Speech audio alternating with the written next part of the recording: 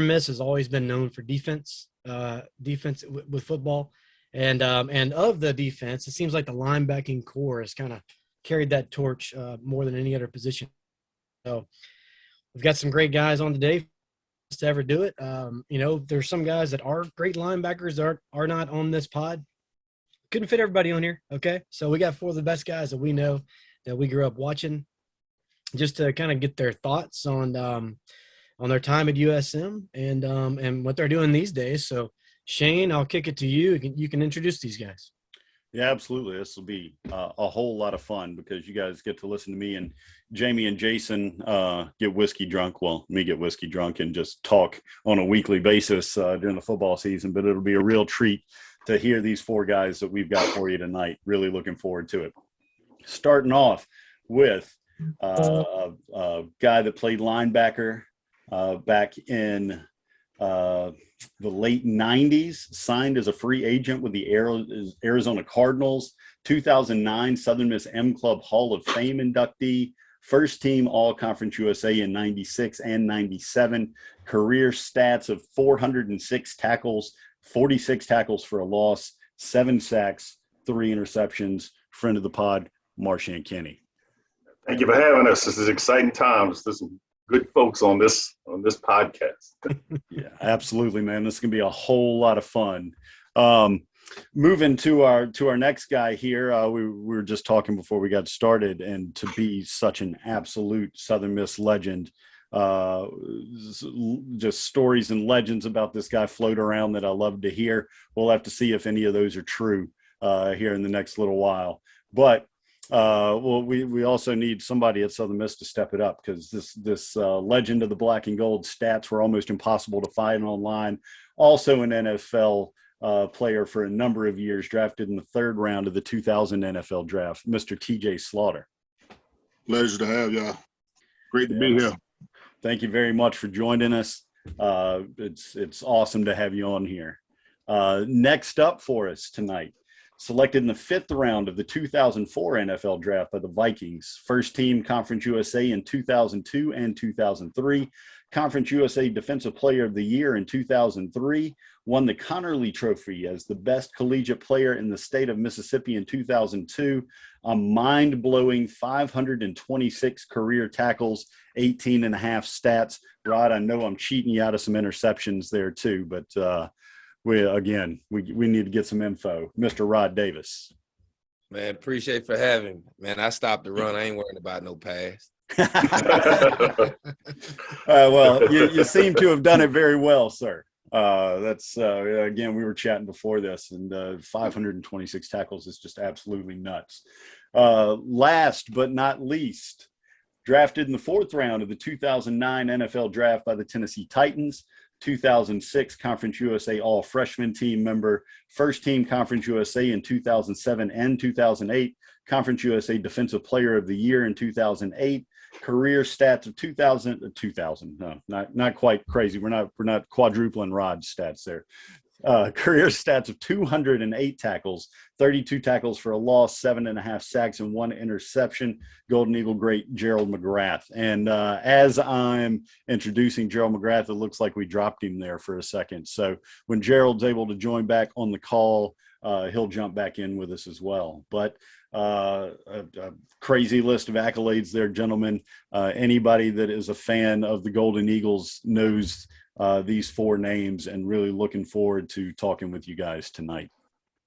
Yeah, fellas. So what are you guys up to these days? I mean, we all know about your football career, and we're going to get into a lot of that. But Rod's coaching up around the Jackson area, and I think some of you all of you look like you could still get out there and play football right now. So apparently, like the mindset that was created back in the day, I guess it just never leaves.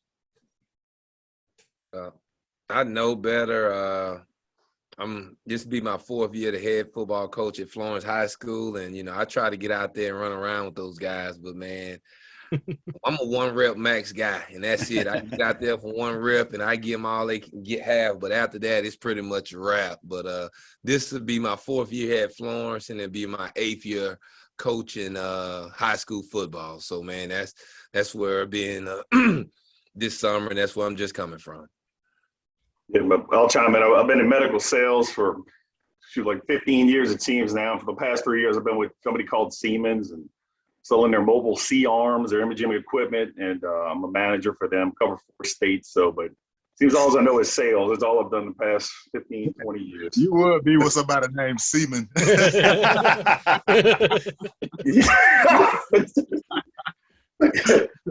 a face that TJ, pretty, we should TJ, you're both dead work on. for that company.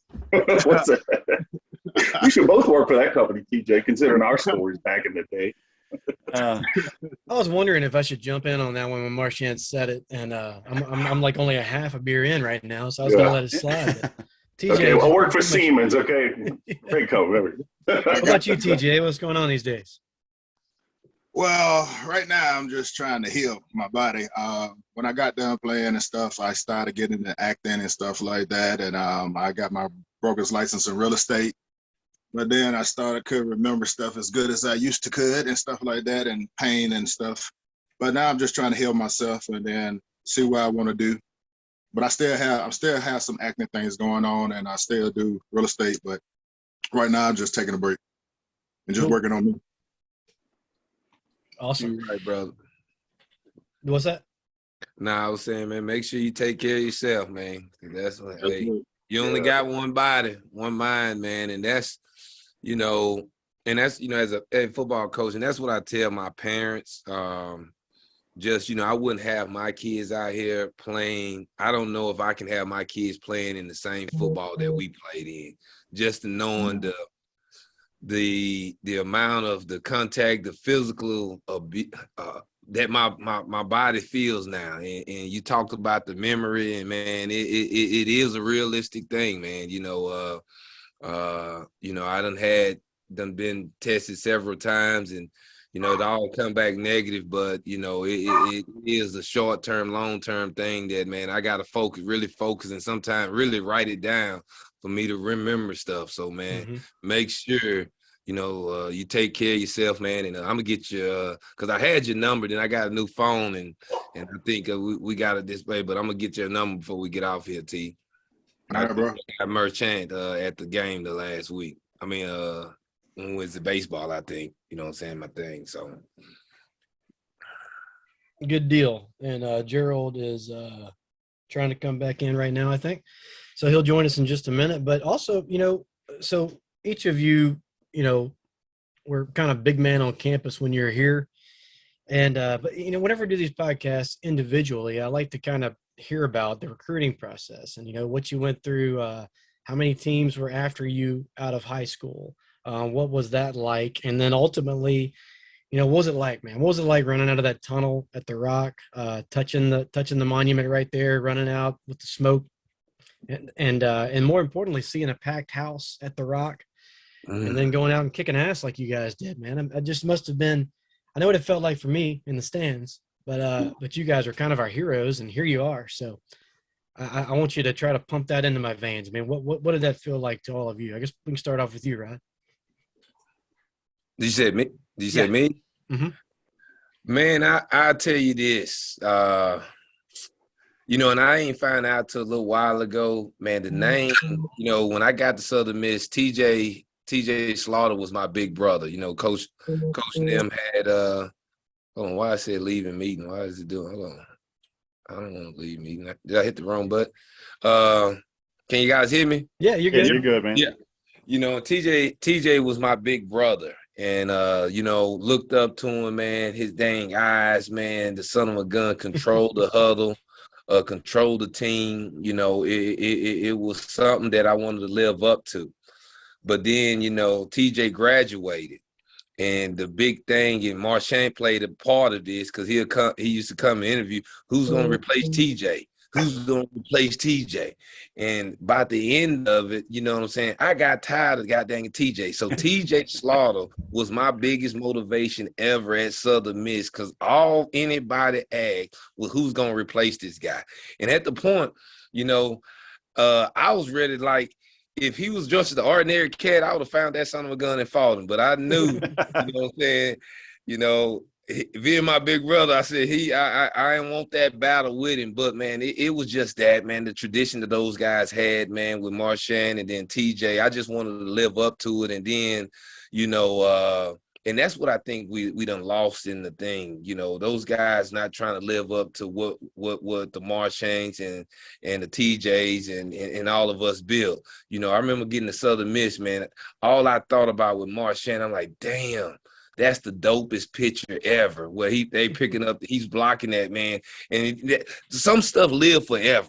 And that will forever be in Southern Miss history, that picture right there. Dad and the Sammy Winder jump. And I always just want, man, what if I can get, make one of those things? And that's what I kind of remember, and then I'm going to tell you this, and I'll let somebody else go. So I get drafted. And this how crazy this son of gun TJ is. So I get drafted. me and him have the same agent. Right? So we're out, and I think we're out in Vegas. And we go out, and he said, "Hey, man, I'm the same." He said, "Man, I'm the same TJ." I was like, "Man, what you talking about?" "Yeah, I know, man. You got drafted. You know what I'm saying? You a starter and shit like that. What's up? You telling me around?" He was like, "Man, I still knock a mother sucker out." You know what I'm saying? I was like, "God dang." I said, "Man, you still fighting?" He's like, "Hell yeah, I don't care." I said, "God dang. And you there starting linebacker." But I never forget that. And I was like, man, I don't know. He ain't make believe. What you saw and what I said, shit, he is what he is, man. And I never forget that, man. I'm still the same gonna knock someone out. Man. I gotta tell you a TJ story. I gotta pop in on this one. TJ probably don't even remember this one. This one's good. So 99, my first. So TJ, I was Seymour, 99-02. My first away game was Nebraska. So we're flying back. I mean, we had pretty much whooped their ass, went for 2 turnovers. So yeah. TJ goes to the bathroom. They hand out ice cream, right? For some reason, I was the last person to get ice cream. TJ comes back, did not get any ice cream. He's pissed. He hits the chair in front of him, bam, which was my chair. So I'm sitting there like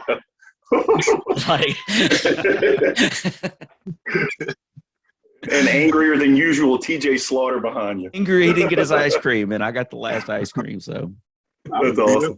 And you made it off the plane to tell about it. I almost didn't after what all went down at Nebraska with me getting kicked out of the stadium, but that's another show in of itself. Yeah. So we'll let the other guys chime in. Okay, who going? TJ, go ahead. All right. So you asked me that question again. What's the question? Yeah, just I was just kind of wondering what it was like for you guys. Just anything that comes to mind as far as being at Southern Miss, running out of the tunnel, looking at a packed house, and just that feeling that you got, specifically playing at the Rock. Well, when I was at Southern Miss, we was family. That's what I looked at. Them were my brothers. And I took everything personal. And like Marchant, Brian Burns, Alvin McCray, Jerry Harris, Eugene Harmon, all of them were like dogs. Like everybody was a dog back in the day. We didn't mess around. You didn't play with the football. You didn't mess with the football team. You fought one, you fought all, and we had rules. Coaches had rules, but we as players had rules, and it's always like I say, it's a whole bunch of dogs on the team, but I don't see no leaders of the pack. I don't see no head wolf no more. Like Marchant now, when they was in the throne, they was the wolf. They was the head wolf. We was the dogs, we was the pack, and they was the pack leader. And we police, we did everything. We seen somebody get out of line, of course coach would get on you, but we would get on you. If somebody wasn't doing right, they would let us test them. We would about fight each other if we was doing something wrong against the team. And nowadays, when you see Southern Miss, I came out there for the 97 reunion or something, and I was shaking the guys' hands and I was slapping their hands, and some of the players was like, "Ow," and I'm like, what? And it just tripped me out. Now the Rock, that was my backyard, that was my house, and ain't nobody finna come in my house and do nothing to it. And when I went to your house and we was away game, we took it as like, we finna mud up your house. And literally, we took it personal. I think we challenged each other. I mean, on defense, we went at each other. When we went against the offense, if things weren't going right, we started fights. Somewhere right, if people weren't crunk, we would push the button a little bit. I remember one time Coach Bauer whispered to my ear. He was like, "This is a sucking practice, TJ." I said, "Okay, we're finna turn it up." And me and Sid Blackman had got into it, rest his soul. And we started a whole team brawl. Then practice was lit. It was just lit. And it's just like I say, it's like coaches, you have to find who your leaders are. And your leaders have to take themselves and stand out from the norm. They have to do things right. You can't cut no corners. I talk to JT, John Thompson, all the time. And that's my buddy, because he's always preaching about cutting corners, cut corners. So you got to have some guys that does it right all the time. If they don't do it right, they punish themselves. And that's the thing I think we had back then. We had a loyal group of guys. I mean, I remember I stayed in from the club one night and guys got into it at the club and they come knocking at my door, get me out of bed. I put on some church pants and a sweatshirt and went outside and I'm like, what's going on? And we handled business and everybody got in safely and everything else. So I just feel like the unity of the team and the brotherhood and camaraderie is not there no more. I mean, like just from Marchant passing the torch to me passing the torch to Rod and Michael Bowley and all them, like all these guys came in, I watched them the whole time. Like I watched USM football till nobody there I knew again. Like all of them I felt like was my little brother. Rod ain't telling one story though, and he ain't telling that one about Miami, but I'm gonna leave that one alone. Oh, no. We'll do that all there. But the Rock is always like, you gotta understand when you go to the Rock and you come out there, that's just like, I looked at the Rock like a prison cell. And when you go in, you gonna leave, but you ain't gonna leave out walking. And that's where you look. I remember one time it was like 110 degrees out there at the Rock. And we was out there in white jerseys, everything. Coach said, put on all black. We finna show them. And we came out there and killed, I think it was Tulane, because the year before they had beat us. And we beat the dog crap out of them. But the Rock was always like, I could look in the stands and people like right there. Like they like, to me, they could touch our head almost. They were so close.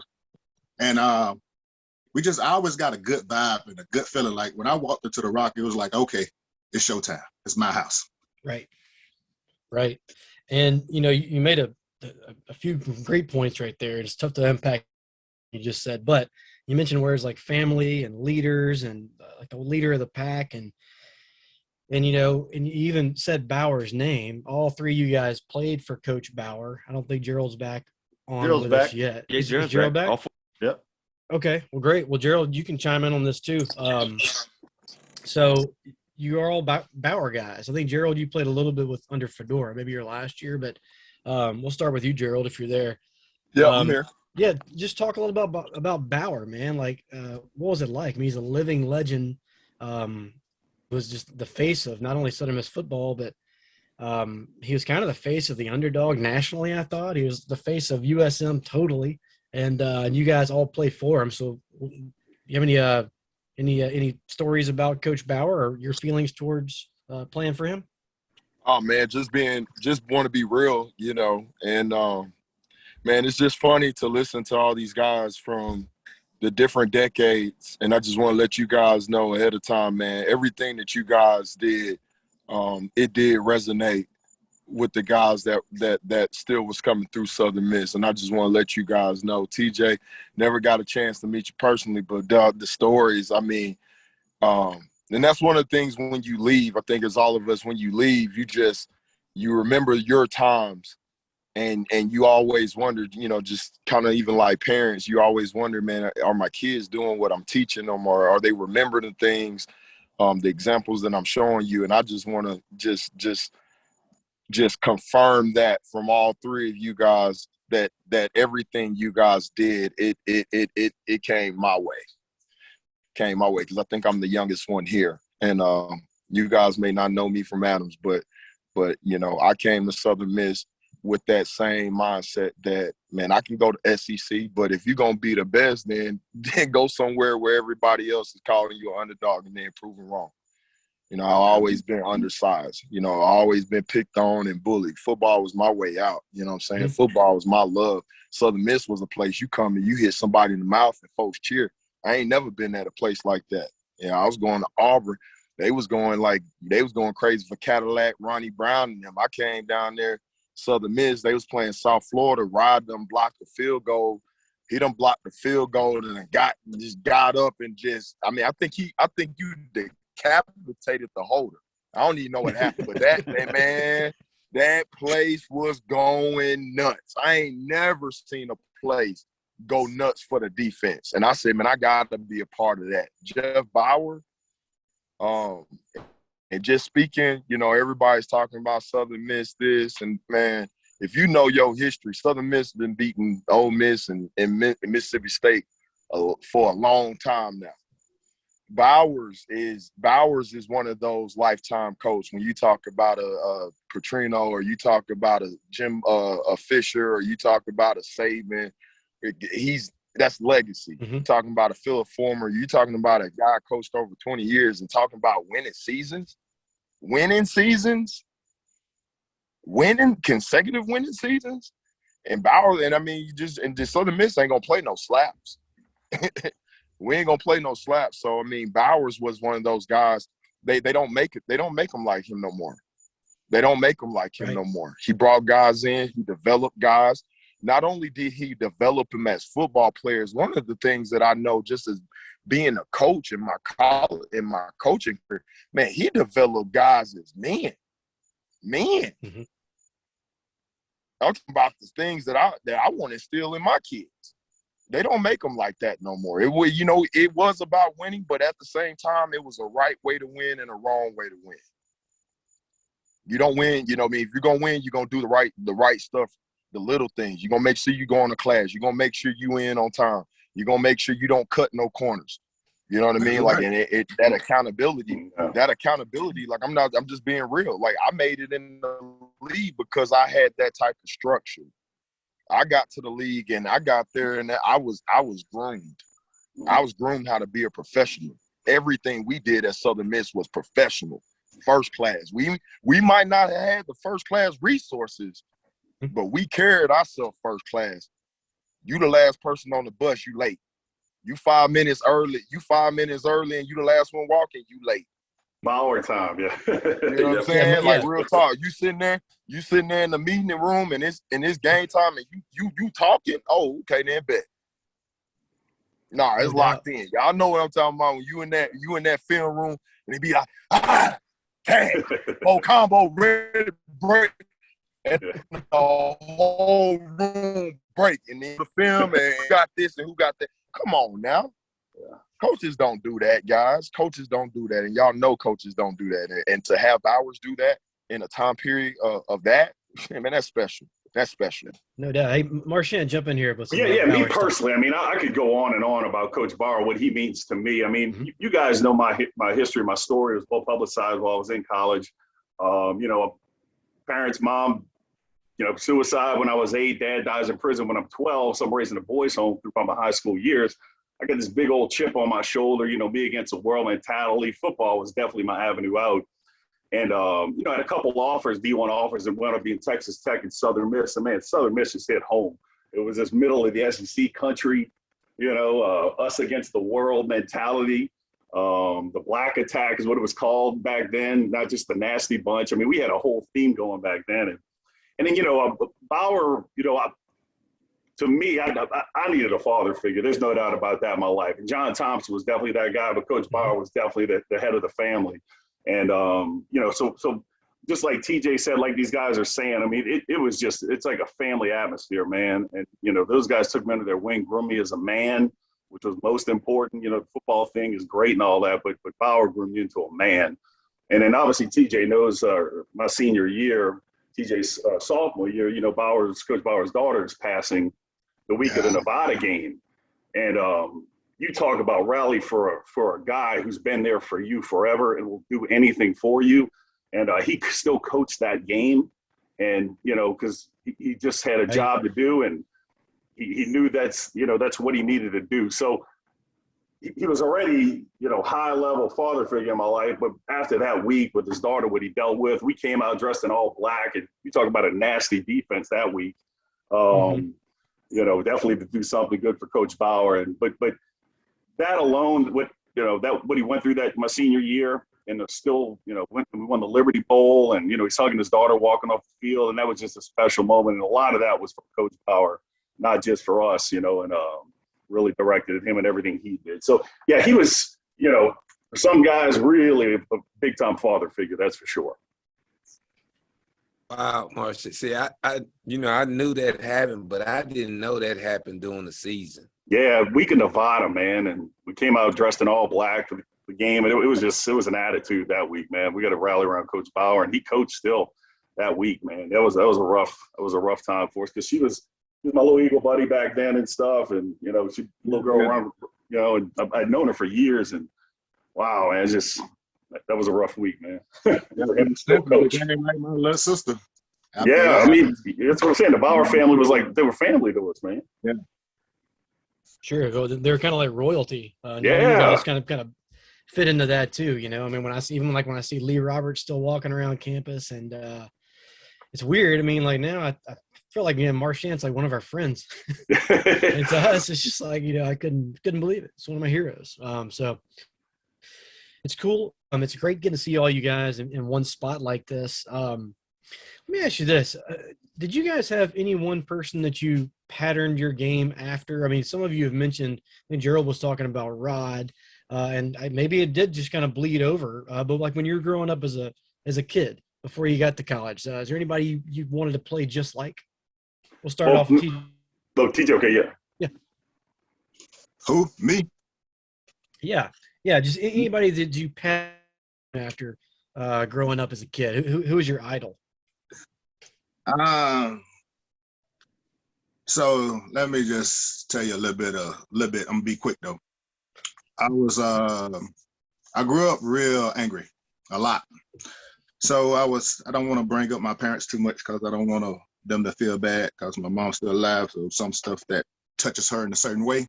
So I ain't gonna talk about her too much. But I was kicked out at 13, and my little league coaches were men, like real men. Coach Darrell Whittington, there's a book written about him. Like, we lost 2 games in 8 years, and he was a beast. And they always fed my anger. I was mad at the world. I was mad at a lot of things that I grew up in. And so they was like, you can do something positive.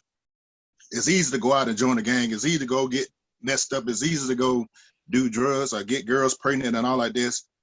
But make something out yourself. Make these people hurt, and you show them that you can succeed and do the positive thing. It's easy to do the negative thing.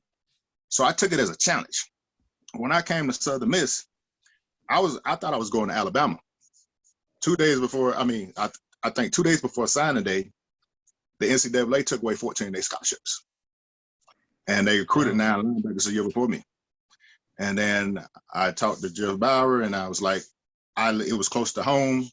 And I just liked the atmosphere of Southern Miss, and I chose them over Arkansas. And when I got down there, I remember they came to my room to cut my hair, because they had this rookie hazing thing. And they had the keys to my door, and they opened the door. And I ain't know none of these guys. I didn't. And I was borderline psychotic. And I had a butterfly knife in one hand. This is the God's honest truth. And I was flipping the knife. Whoa. And I had, I think, a stick or something in the other hand. And I was like, the first one of you touch me, I'm going to cut you. Like, they were crazy. And I just sat there. I didn't look at them. I didn't move. I just kept flipping my butterfly knife. And they shut the door and left. And Sherrod Gideon was the room next door to me. And they didn't get to him because they wanted to go through my bathroom to get to him, and they weren't scared to come in my room. And there was Chris Buckhalter. Now, if y'all don't know Chris Buckhalter had a legacy before I even got there. I had already heard about him, and I had watched him on field jump on people that he had. People tackled him. He jumped on the side, beating him up. When I first seen him, I was like, hey, who is this dude? Like, the coaches were like, they scared of him. I said, oh, they gonna feel me like that. And I knew it once I got on the field that me and him was gonna get into it. I already knew it. I knew it. And one day we got to fight. And they broke us up, but I ripped my fingernail off, and I wouldn't stop. So they sent me in. And I don't think I really tried to pattern myself out of anybody. I seen people do their versions of hits, and I have been trained since I was a boy how to hit on the rise and flip people. So I was always taught to hit on the rise, start low and hit up, start low and hit up. And it's a technique. And a lot of people don't get it. They don't understand it because they see somebody come at them. You just got to get lower than the ball carrier. If he running full first, you hit him with full force, whoever got the leverage, you normally going to flip that guy. And I knew how to hit. And you can't be scared. And that's one thing you can't have fear. And I didn't have no fear. Of anything, I probably had more fear of seeing myself on film, getting knocked on my butt than anything. Because I felt like these are my guys. These are my family. I'm willing to do anything for them. I can't let them see me get embarrassed. I can't. And that was the mentality I took for everything. So it's kind of crazy because the same mentality that I brought to the league, because I heard somebody say that they prepared for the NFL. Gerald said that when I got to the league, they were like, you got to calm down. They were trying to control me. And I'm like, hold up. You asked them at Southern Miss, will I do this? Will I do this? Or will I do this? And whatever I brought when I left Southern Miss, I brought the same thing to the NFL. They didn't want that. I couldn't be controlled. They want controlled violence. And you weren't going to control. Like if somebody did something to me in practice, I would fight right there in practice. And they started finding me for fighting in the NFL. And I'm like, hold up, don't take my money, run me. And I'm like, no, you ain't gonna get mad. We're gonna hit you in the pocket. I'm like, dude, I'm from the streets. You need to run me. Don't take my money. So that had me big time confused when I got to the NFL. Because I didn't understand. They had me running out on kickoff, busting the 5-man wedge with linemen. Then I went straight to defense. Half the time I'd be out of my brain and playing defense. And it was just a crazy situation. So I think to each individual, we take some from one another, but everybody had their unique game. Like I watched Rod, I watched Gerald, and I watched how them play. Everybody brought something different. I knew Marchant. I knew how Marchant did what he did, but everybody brought something different to the game, I think. We all had different attitudes and everything else. Like Marchant, I remember he took me to the boys' home with him that he was raised in when we went to New Orleans. We used to take trips and stuff. So it was a learning process. And so I took everything Marchant gave me and I tried to put TJ's spin on it. And I think Rod did the same thing. Gerald did the same thing. I watched all these guys as young players and I watched how they did things. I wouldn't necessarily say that, oh, they trying to be, I say, I'm proud of that cat. Rod is being Rod. You know, I wouldn't say he committed himself with me. He might have said, I'm going to beat the nations like TJ. I'm going to try to bring TJ attitude to this, but Rod was Rod. Yeah, Rod was Rod, and he tackled every damn thing he saw, I thought. 122 tackles in one season. Holy crap. What about you other guys? Rod, as far as, you know, who you might have patterned your game after?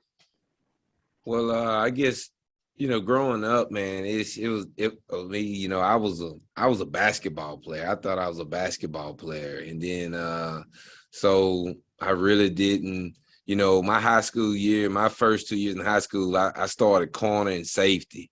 And I was a late developer. So I was, you know, I tell my boys now, if I bring mine in, Marchant, no, he wasn't at the game. But he'll see him this year, maybe last football season. But you'll see, I got a 9th grader, man, and he's nothing but 5'3". Now, I wasn't that small, but I was a late developer. So I started corner and safety my sophomore and junior year. And I graduated high school about 5'11", 185 pounds. And I just grew from my senior year to the end of my freshman year, man, I grew about 2.5, 3 inches and gained about 30 pounds. So I really didn't have, but coming up, my guy was Ray Lewis, and he really wasn't. So it kind of happened at college. I could never, the T.J. Slaughter mentality, man. You just don't understand the tenacity this guy played with, and the thing about it is, it's like, man, like he said, he was always freaking angry, man. I'm like, what, dude, why are you, you know what I'm saying? You always, god dang, bro. You know what I'm saying? Relax. But, it wasn't my place to say it because, I was a freshman coming in. But I was like, golly, and, and that was the thing. That's what I say, Coach Bauer came up to him and was like, hey, TJ, this practice sucks. You know what I'm saying? Oh, TJ, hey, man, we need to get the intensity up. Well, Bauer did the same thing with me. And like I told Bauer, I'm not TJ, man. I'm just, you know what I'm saying? I ain't finna go out there and just fight a son of a gun, because I just heard stories after stories of TJ, Patrick Surtain, you know what I'm saying? I mean, it just goes on and on, man. The Van Hall store, I keep it Van Hall, but god dang it, these son of a guns lived it. But so I can't really say I patterned myself. I wanted to be that leader. I knew I couldn't bring that leadership of tenacity like TJ, but I wanted to get it with my words. So I try to lead more like a more Ray Lewis, be a more of a vocal leader. So that's what I was when I was at Southern Miss, more of a vocal guy, trying to get those guys to rally around Coach Bauer and Coach Nix, because Coach Thompson recruited me, but I didn't have the pleasure to play under him. Coach Womack was my first defensive coordinator, and then it became Coach Tyrone Nix, who's was also a great father figure in my eyes for me, to help me along the way. And I tell you a Bible story, then I let the other guys. I never forget, man, because everybody, we own here because of what we did, as players. But I remember my freshman year, TJ had already gone because this happened in January, and we all make mistakes. So I get, and I said I get in some trouble, and I get arrested. And I never forget walking down Van Hall, the whole wall, man. It felt like the Green Mile, man. All my teammates come out and they just shaking their head in disappointment in me and stuff like that. And, my buddies come and get me out. I call Coach Nix, man, what I need to do. And, the thing that Coach Bauer that I'll never forget, he talked to me and he told me, he said, hey, I'm going to make you call your mom and tell her what you did. And, man, that was one of the hardest conversations I ever had. And it was one of those things that after that, I didn't want to let down my mom first, and I didn't want to let down Coach Bauer because he just meant that much to me. But doing it that way, it just resonated with me more than if he would have just called my mom and tell her what happened. And, many don't know that or and different stuff like that, but Bauer behind closed doors helped me out tremendously. And man, I'm just so thankful for him and stuff like that. And sometimes I say this and I let Marchant. I feel like if I was before TJ and TJ was after me, I don't know if it would have went in the direction that it would have went in. And what I mean is that I try to talk people, try to talk to my teammates. TJ forced people. And what I mean is guys start to not and this is Southern Miss talk, not start to respect who Bauer actually is, those young players that started coming in. And as I look back at it, I should have had a more of a leadership role in that and someone this is where it gotta be. This is what it gotta be. Because my senior year, we was just better than everybody. In 03, we just had talent, all, you know what I'm saying? But the the work ethic and the family part that TJ and Marchant has built had left. And all I can think about, my last year we won a championship, but what did I leave over?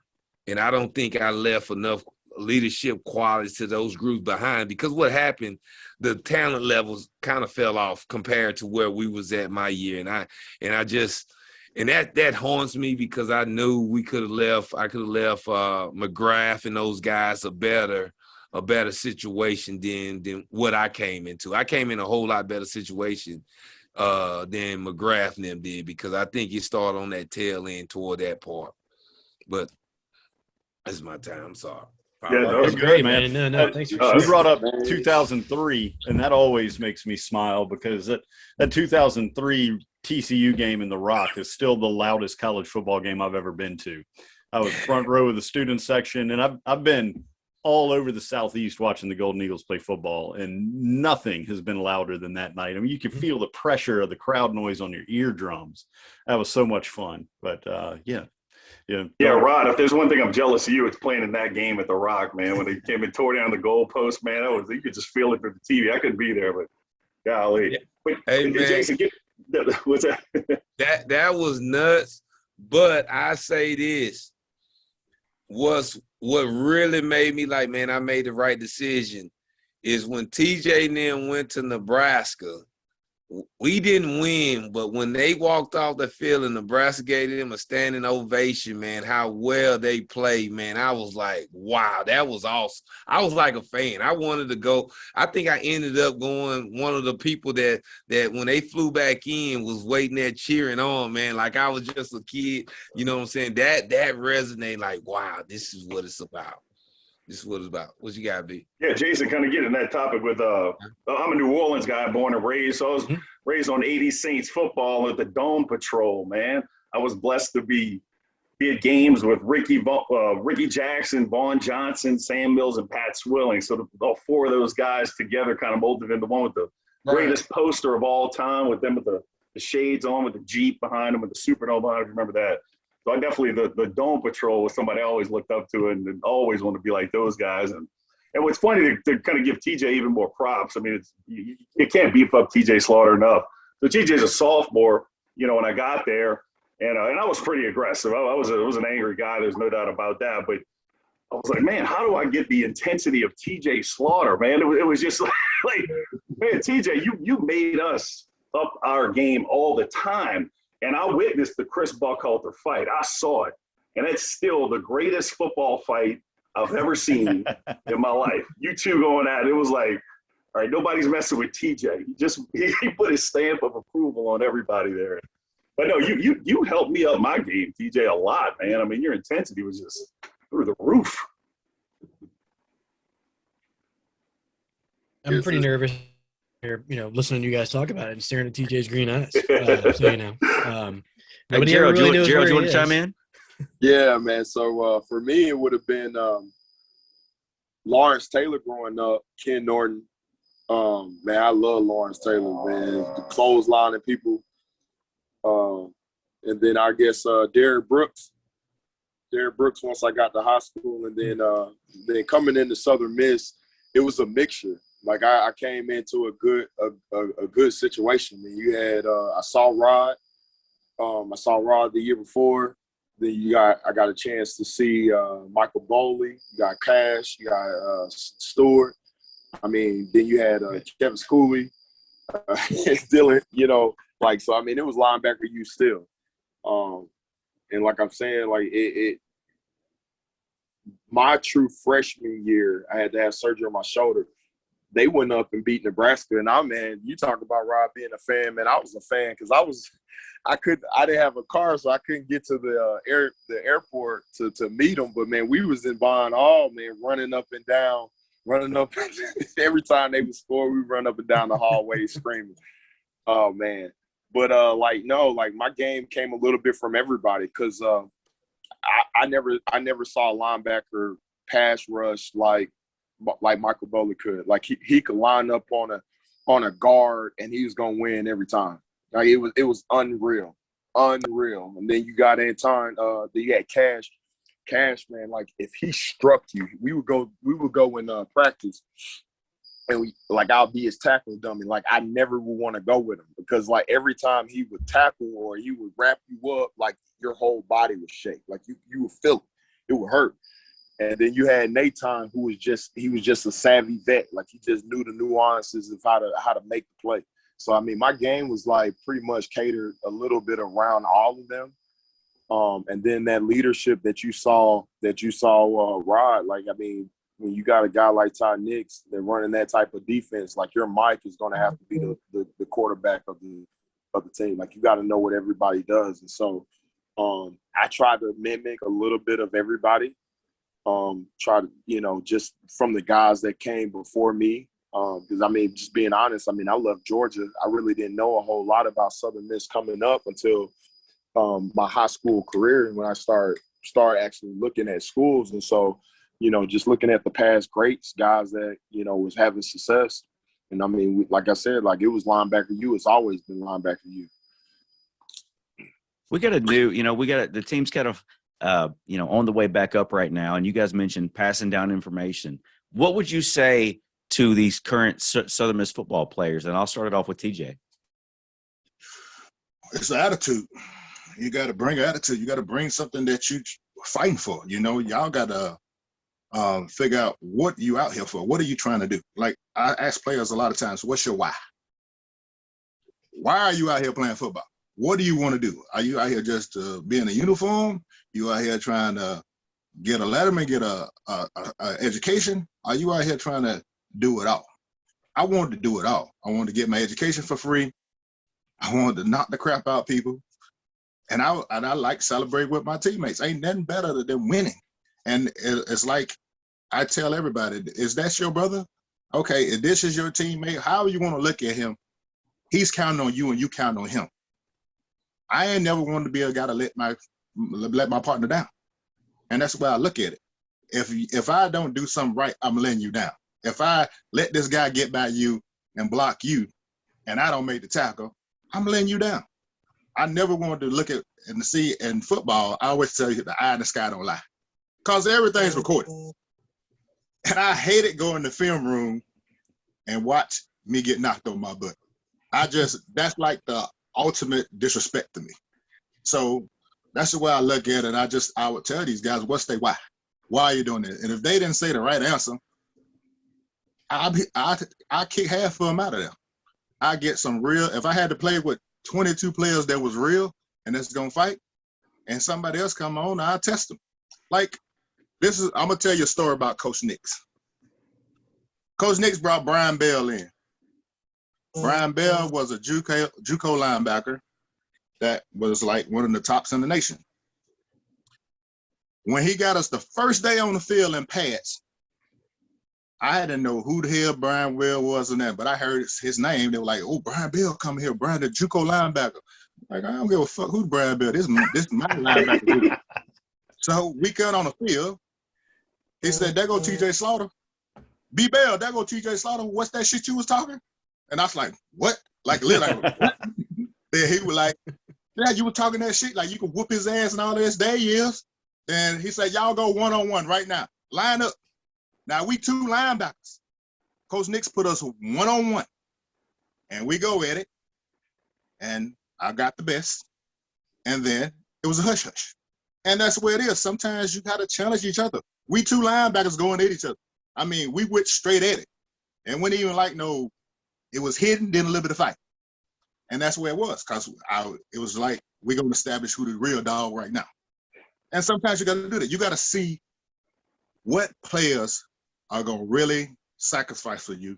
And once you find them your leaders. And that's what I'll say. Who my dogs?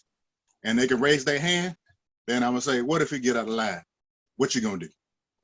I'm going to put him back in line. Okay, what if he get out of line? Put him back in line. All right, y'all go one-on-one right now. They can be in the same position. You can be two running backs. I don't care. Go one-on-one. And see who the real men. And then you make your leaders up. And you pick your team captains, men. Our team captains, every time we had team captains, there was dudes you can respect. And that, respect all the way around the field. from the classroom. And they ain't gonna say they made straight A's or anything else, but you better what? They're gonna be in class. They're gonna be sitting in the front. They ain't gonna be back there going to sleep. They ain't cutting no corners. They showing up for every workout and everything else. They were just guys you can live by and do the right thing by. And if you needed them, you can reach out to them. We ain't have to always go to coach. We can go some of the players sometime. And if they can have the answer, then we go to coach. And we talk to coach like, man. And if you did something wrong, you might have got in trouble, but you respected you. Gerald, I see you lighting up. You want to chime in? Any words? He preaching. Like, that is a dog check. It's a dog check. But like, people don't understand that. And I don't think this generation of kids understand that, especially when you're talking about playing defense. Like, you sacrificing. Yeah. Like, you sacrificing your body. Like, if you're supposed to spill the ball for somebody else to make the tackle, then you got to do that. And if you're supposed to make the play, then you make the play. And it's a level of expectation. Amen. And that's the difference. That's the difference between when you're talking about a good culture and a confident culture and a cocky culture. A cocky culture and confidence, it gets twisted because it looks the same. You can be confident and people could think you cocky. But confidence is knowing that you're prepared, that you know no matter what. Like, you may be bigger, stronger, faster than me, but you ain't going to go all day because as soon as you bend over, I know I got you. I know I got you. I know I got you. And Southern Miss, it was built on being confident. And it wasn't being – and the 11 people that were out there, they were proving it. You ain't just get thrown out there. You ain't just be no 5-star and you come to Southern Miss and you a freshman and you just going to go out there and play. No, you're going to earn your stripes. You're going to earn your stripes. Like what he's saying, like, that's the truth. That's the only way I know football to be played on defense. That's the only way. I don't want to play with nobody that ain't going to give me everything they got. Because I don't want to be average. And that's Southern Miss ain't average. And when you put that black and gold on, and that shit means something. It means something. It's pride. It's more than just, hey, we an SEC school. Nah, it means more than that. It means you fighting with other people that got the same like mind as you do. We all blue collar people. We all came from a little bit of nothing, but we have aspirations to work for whatever it is we want in life. We don't want no handouts. That dog check is real, but we dog checked every game. Because I tell them, man, if we going to play an SEC, man, and you ain't about that life, you stay in the locker room. Because I don't want to be playing in the third quarter and you realize they putting their stuff on the same way we putting it on. Like that it's a mentality. That's all it is. It's all it is. It's a mentality. These guys right here that speaking, they don't make them like y'all no more. They don't make them like y'all no more. I played the game and I wanted to be just like y'all. And it's just good to be sitting around like-minded people and just to know, like, man, I ain't the only one that feels that way. So if I got anything to lead to the new generation is understand you ain't the first one to do this. Understand you come from a line of greatness. Greatness. Not no average, but greatness. Just because the D1 and all these people don't want to give Southern Miss they flowers, it ain't for them. Everybody know if you see some Southern Miss gear on somebody, you know they went to Hattiesburg to get it. That's the only way you gonna find it. Y'all know what it is. It's an exclusive club. Everybody can't be in our club. Y'all know how it was. Y'all know in spring ball, y'all got all them people that come. They like, oh man, I'm gonna do this. I'm gonna do that. And then when you strap them pads on, then you see what it really is. You see what it really is. It's a family. It's a family environment. And like everything he's saying, like that's real. I didn't even play with him. I didn't even see him play. But then was the same. That's the same. That's what our culture mindset was. It wasn't like Coach Byron and them. Now we gonna self-police the players. I will host guys, and I'll be real. I will host guys, 5-star, 3-star recruits. And I tell them straight up, big dog, like, hey, man, look, we ain't flashy. We ain't all this. Like, if you want to go somewhere where it's going to be a big crowd and you're going to get all the whoop-de-whoop, hey, then go be it. But if you want to come here and you want to work and get that work and grind every single day, then this might be the place for you. I'll tell them straight up. if you don't, if you want to come here and you don't want to work, this ain't the place for you. We had some guys. I mean, one of we play wide receiver. We literally try to kick him off the team. Like, we try to make him quit. We try to make him quit. We sitting out there, we running. You ain't making your time. Come on. I don't care how much the coach wants you out here. I don't want you out here. These other guys don't want you out here. We'll rock with it. We'll walk with a walk-on. He's speaking truth. He's speaking truth. Like, that's all truth. That's if I could play again. Damn, Gerald, I'm about to tackle somebody right now. Man, that he's speaking. Watch out, Angela. Because you playing for pride, man. You playing the game for free, y'all. Y'all know that, man. We out there, man. We playing for free. We was out there playing for free, but you was doing it for the love of the person beside you. It ain't nothing greater than that. And I'm talking about, you talking about school pride. When you talking about the Rock was your home, man, you don't let nobody come up in your home and disrespect your crib. And then you talking about we gonna go to other places. Oh yeah, we stepping our feet all on your couch. This our home. Like, I mean, that's the mind, but that's the mindset we had every single day, though. Not just when we sitting around the table and talking. That was every day. Every day. Yep. I don't know if it's quite the equivalent of stepping on somebody else's couch, but Marchant pretty much did that when he took the full and stuck it right in the middle of the LSU's field. Oh, yeah. Yeah, no, that was a fun time, man, winning in Baton Rouge and, growing up LSU and then doing that in Tiger Stadium. That was a blast. A picture around social media to prove it. But no, man, when you hear TJ and Gerald talk like that, man, it's Coach Will Hall, who gets Southern Miss. He totally gets it. We got the right guy in charge. There's no doubt about that. But he had me talk to the team earlier this year. So you can kind of feel with TJ, Rod, these guys. I mean, I was pissed off a lot when I was at Southern Miss. I had a chip on my shoulder. I just did. I disliked other schools. I disliked other teams. I mean, I really dislike people. If you spited me the wrong way, we took that to the field, man. And to really get that drilled in you to feel like that, some can do it, some can't. I definitely felt, with guys like TJ and some of the cats I played with, Rod after Gerald, you can see it in their tone. I mean, you just had a lot of guys with attitude, man. I mean, man, even if we lose today, golly, I'm going to leave my blood and guts out on this field. I promise you that. So, but just the total attitude, just PO'd when you're playing. And I was coaching my son's 7th, 8th grade team last year, and I used to tell the kids, you don't want to hit them right here, man.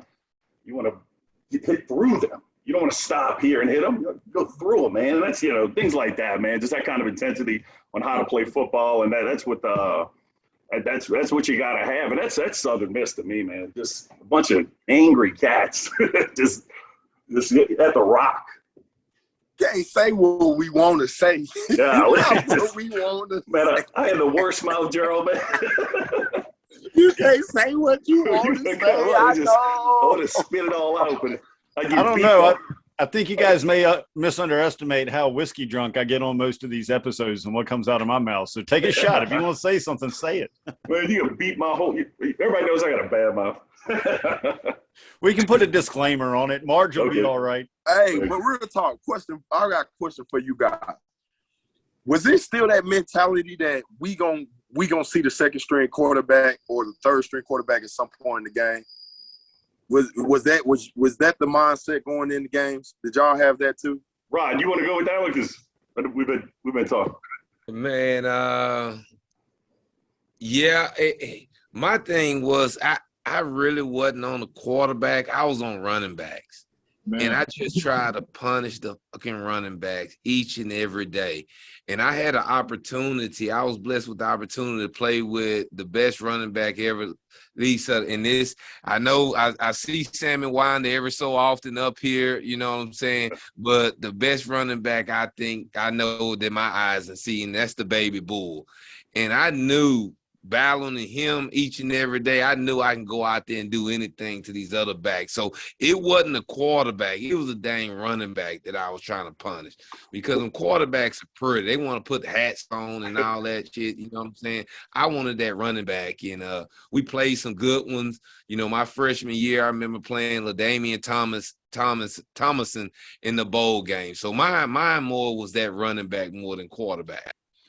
Gerald, I will chime in with that, though, a quarterback, and it gives me joy because we're kind of sadistic like that, being defenders like we are. But we're playing Georgia in '96, and we had a guy, Cedric Waltho, could bench 515 pounds, and he was an outside linebacker type defensive end for that game. And he came off the edge, and Mike Bobo's right here, and Cedric Waltho got a clean shot on him, and I thought he killed him. I really did think he died on the field. He got hit so hard. He got sent to the center of the earth with a hit. And I just remember just the joy, you know, this guy down like that. And just stuff like that, man. But yeah, Gerald, like, I remember looking at Bobo, like, you know, don't get up, stay down, bring the backup in, get out of here. So yeah, I know exactly what you're talking about. Yeah, when somebody gets hit, yeah, like, Sertan knocking the helmet off of, you know, stuff. Yeah, that was at Houston. The hit. We all had hits, but that was the hit. So speaking of punishing running backs, I have to take this opportunity to clear up maybe my favorite T.J. Slaughter story of all time when it comes to Southern Miss. So we got the man here. He can verify if this happened. So I believe it was a Liberty Bowl, like pre-bowl meal where you guys were all sitting there as a team eating. And TJ stands up to tell the team about a dream that he had the night before. And the story goes that you stood up and you were like, I dreamt last night that the running back came through the hole and I hit him so hard he died. And then you just sat back down. Are you talking about Colorado State? Yes. Okay. That's true. But actually, yes. I actually went to the bathroom and McDougal was in the bathroom. And I wanted to beat his ass, like right there in the bathroom. And it took everything in my power not to jump on this dude, because they was making him out to be this big old running back star. And I was like, I'm gonna hurt him. And then I came back out and I said, I just seen him in the bathroom. I said, dude, it took everything in my power not to fuck that dude up in the bathroom. And then I stood up. I said, man, I tell him, I just seen it. I hit him and I killed him. I'm gonna hit him and I killed him. See, but that year we played against Army, and they had some fullback that ran all over Louisville, and I about decapitated him in the game, put him out the game. And I had a couple of big hits on running backs, just head-on-head collisions. Sean Alexander, I blew him up in the hole. So I really wanted him. I never really got a good clean shot on McDougal though. I mean, I tackled them all in the backfield and stuff like that, but they kept running them off the edge, but they were coming after me. Like, I don't even think they were blocking out the line. They were coming after me. They had the data to get me, but we won that game. So whatever happened, it worked out. They heard you wanted to murder their running backs, so they were coming after you. It took everything in my power not to jump on that dude in the bathroom. Like he like when I came in, he like hurry up and got out of there. But I swear I wanted to beat him up. I don't know why. I had issues though. I had a lot of issues. Oh, that quote, that game, that was 1999. Y2K was going to happen that night. It was just that was a cool game. There was a sports guest to cover that game, man. Yeah, that's right. Rod, you look like you had something to say about that. And man, we laugh and joke, but man, I don't think people understand how tenacious and how crazy this son of gun TJ was, man. Like, he had guys bigger than him, like our D linemen, freaking scared. You know what I'm saying? Nobody was gonna say, you know what I'm saying? He felt in and you know what I'm saying, to say anything to him. And I came after that, and it was, you know, like I say, man, he was my biggest motivation, because I was like, well, I don't like TJ, this is how I'm gonna do it. But man, I can just remember, you know, he had you know, they put when you make all conference, they put your picture on the wall. And I would walk by sometimes, and his damn picture would scare me. Like, God damn, man. It looked like he just, you know what I'm saying? Them damn eyes. How he changed his eyes? His eyes was green yesterday. Now they blue. You know what I'm saying? Now they red. God dang, how is he doing this, man? He just, hey, he was, man, it was something, you know, different. And I can remember my freshman group, you know, because that year, Adelia's got a lot of pub and different stuff. And I was like, man, TJ, you know what I'm saying? Everybody's sleeping. He was slept on at Southern Miss, you know what I'm saying? As Adelia, you know, everybody pubbed up that Adelius and AD and stuff like that.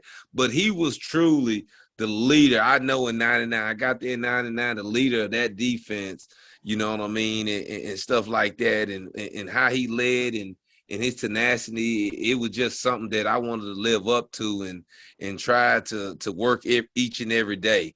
And it was a guy after him that played like him, and he probably don't know his thing. You remember Chris Langston, TJ? Yeah, I know Langston. Yeah, Lang, man, these you try to emulate everything that you did, man, and he did every time, and it made me a better player. Every time I got up, Langston was up there because when you left, it was me and him competing for that middle linebacker spot. And I eventually won it. But when it's one-on-one tackles, any tackle, guess who's up there? TJ. You know, I'm not TJ, Langston. And Langston, you know what I'm saying? He want to bench the weight room. He's 450-pound bencher, and he's trying to kill me in Indy. And that's what I try to get to my kids. Man, get that tenacity like you talk about you and Bell in that individual period. And then if you can hit your buddy like that, oh, man, you finna go tear them running backs up, man. This wasn't even individual. We just walked on the field with his first day of pads. God dang. What you say about TJ Slaughter? That's my dog right there. What you say about him? And I looked, I said, what'd he say? Then he was like, oh, you thought you say you could whoop his ass? And he like, 1-on-1 right now. Everybody just stopped. Like, what the hell going on? You know? But when I played with Hardy Nixon, and me and this fool, Hardy was, I still say today, he was the best all-around linebacker I ever played with. For us covering, everything. Guy weighed like 228 pounds, but would like hit you, neck solid as all I do. We used to break each other face masks, like and individual before the game. Both of us up there got headaches and everything else because I knew he was gonna try to, like, this dude try to punish you when you run and stuff. And I used to sometimes, like, when I'm hitting these linebackers, I'm like, we gonna coast through this. But you had to buckle up and hit hard, well, for real, because he, like, that dude would try to jack your jaw in warm-ups. Yeah, y'all be seeing them kids out there with no mouthpiece and no chin strap buckled up in practice. Y'all be seeing that? I know y'all be seeing that. But you used to have to put on them big boy pads, them thigh pads. Well, guys, we don't want to take up your entire night here. We've gone on forever. I mean, I don't want to speak for the other guys, Shane and Jamie, but I mean, this has been an honor. A moment that I'll probably never forget. The stories, the emotions, the passion that you guys show for Southern Miss football, it's really great to see. And like Jamie said, I think a lot of that's coming back with Will Hall. You know, I think Marchant's gotten to know Coach a little bit. He's got a long way to go to live up to that Bauer era, but you guys have used the word culture a few times, and I think we're building that back the right way. Thank you so much for sharing all the stuff that you shared with us tonight. And I just wanted to, one more time around the room, is there anything you want the Southern Miss faithful to know? If you could speak to the crowd right now, just one more thing you'd like those guys to know coming from one of you guys. I'll take it real quick. Man, just want to all the fans, like, whether you can get there, you can't get there, you can put somebody in a seat, it makes a difference. That rock is different. It's different when everybody is in the seats. And when I'm saying in the seats, I'm talking about for the entire game, not to the third, but the entire game. It makes a difference. It makes a difference. Some of my best memories with my mom and my dad, my uncles, You know, some of my young cousins were in the rock. Like, I can remember where they were sitting. I can remember after an interception or a fumble or a big hit. I can remember the student section going nuts. There's nowhere to sit. There's packed. Like, it has to be like that. For anybody to take us serious, man, we got to get back to that tradition. Win, lose, or draw, we got to make sure that rock is what it's supposed to be, and that's supposed to be a hostile environment. So that's the only thing I want to leave y'all with. Marchant? Yeah, real quick too, Gerald, man. I gotta up my fashion game. You in that tuxedo at the Hall of Fame induction this year, man. You look sharp, dude. I gotta maybe want to get all dressed up, man. But no, man. I guess real quick, me talking to the fans is, I guess I'll put in perspective my wife, who's just kind of entered. We got married last year, just entered this whole Southern Miss thing last season, and she was a Kentucky sports fan, Kentucky Wildcat sports fans her whole life, And she came into the last season, and she's like, dang, the numbers aren't quite as big as these SEC fan bases, whatever. It's just not. But the people that love it, damn, they love it. And she is bought in, and she sees it. And if people really understood how beautiful of a culture this is that Southern Miss has, I mean, the fans back then in the 90s that loved being there, man, they just loved it. They lived, breathed, this thing. And if we could just get that back, I know it's going to take some winning, but it's a joy for my wife, who's kind of not switched allegiance. Totally, she's a Kentucky girl, but she's all black and gold now, man. I mean, she gets it. She gets what this is all about and what it can be. And we got, like I said, we got the right guy at the helm, Coach Hall, no doubt about it. But we just got to get those fans, really realizing what kind of special environment this whole thing is. It's us against the world mentality, and that's what it's all about. Well, I want to say something to the fans, but you also have to bring in the players. It goes hand in hand. And fans, we want y'all in the stands. We live to play in front of y'all. We love for that excitement. But players, you have to give us something to cheer about. Even if you lose fighting. I have so many games we done lost, and people still cheer for us. People still, after the game, I wasn't happy. Of course, I was mad we lost. But the thing is, we bust our butt to try to win. And we got to have players out there putting forth some effort. You can't just tuck your head down and walk off. If somebody blow a play, I ain't saying jump down their butt, but go over there, talk to your players. Coach, tap them on the butt, tell them, hey, I'm counting on you, bro. Let's go. Pick each other up. And if somebody ain't doing right, challenge them. I remember one time we was in halftime, I think, and it was Larry Fitzgerald, the offensive line coach, got mad at me because I called out the offense and said, hey, y'all need some help, let me know. I do whatever we need to do. I come over there and help you. And he got mad that I called out the offense, but I wasn't trying to call him out. I'm saying, as your brother, if you need me to give you a better look at practice, if you need me to do something for you, tell me, and I do it. And that goes with studying film. If I ain't doing something right, if I ain't studying the film right or something like this, it's up for a defense to make our offense better when we go ones-on-ones, and then for our offense to make our defense better. Challenge each other. Give the fans something to see. Give them something to cheer about. And fans, come, win, lose, or draw, but we're going to put on a show. And know that. And that, TJ, that's right up what, my alley is, man. First, it starts with the players. I had the privilege to play with Will Hall in the Mississippi, Alabama high school all-star game. So, our relationship dates back to then. So, you know what I'm saying? We had a good, good relationship then, and it done continued through the time, So Southern Miss fans, man, come out and show your support.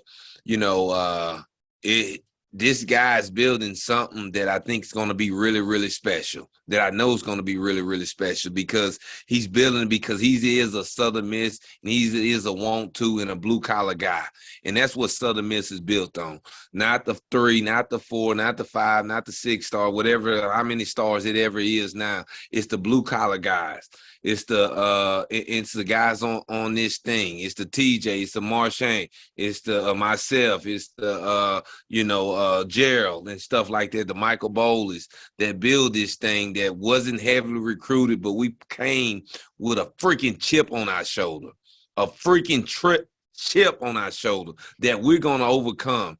You know, our biggest thing when I was there, anyone, anywhere, anytime. That was the motto. That was the freaking motto. I don't care. Just like, TJ stated earlier, it wasn't Indy. It was B-Bell, TJ, they talking noise. Let's go right now. Let's fight. Period. That's our motto. That's who we are. It don't matter where we at. You know what I'm saying? And I talk crazy about TJ with how his mentality is, but that's what it is. You want to fight in the bar? We can fight in the bar. We want to fight on the field? We can fight on the field. We can fight in the clash. It don't matter. Southern Miss will fight. And we'll continue to fight and be victorious. And that's who we are. And if we can get back to that, man, the sky's the limits. We'll get this thing back. I'm like Gerald. I'm tired of seeing Mississippi State, Ole Miss folks, you know what I'm saying? Even my own kid, you know what I'm saying, talking about that. I'm like, man, you don't know what we back in the day. You know what I'm saying? We'll whoop the hell out of Ole Miss and Mississippi State. They wouldn't even play it. You know what I'm saying? So we need to get back to that black and gold, man, that nasty bunch. You know what I'm saying? Marchant talk about the black attack, man. We just need to get back to our roots and stuff like that. So, man, I'm thankful. I see y'all this year. You know, we play on Friday nights, but best believe on Saturday I'll be in that rock. Love it. Awesome.